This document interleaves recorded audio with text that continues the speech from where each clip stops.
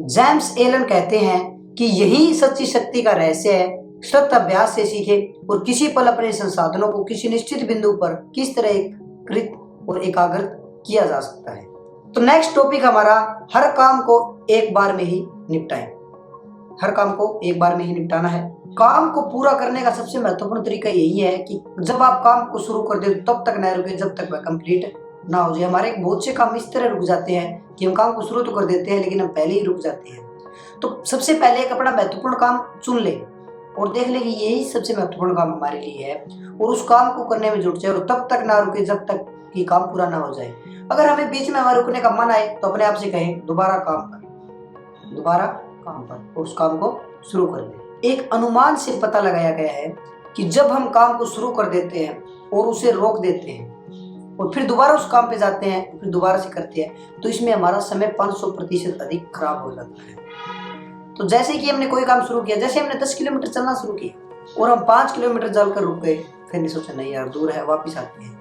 तो वापिस आए तो हमने 10 किलोमीटर की दूरी तय कर ली, तो वो 5 किलोमीटर अगर हम आगे जाते तो हम पहुंच सकते थे।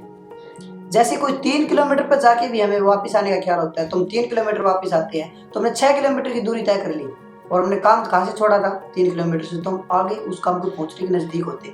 तो पीछे मुड़कर नहीं देखना होता। अगर एक बार काम को आपने अच्छे से उस काम को परख लिया है कि ये काम अच्छा है और आपने सोच लिया यही काम हमें करना है, तो हमें बीच में आने वाली बाधाओं से नहीं डरना है, उस काम को पूरा करना है। तो एक काम शुरू हम कर लेते हैं तो उसे पूरा करके ही हमें पीछे हटना है, समय बर्बाद नहीं करना है।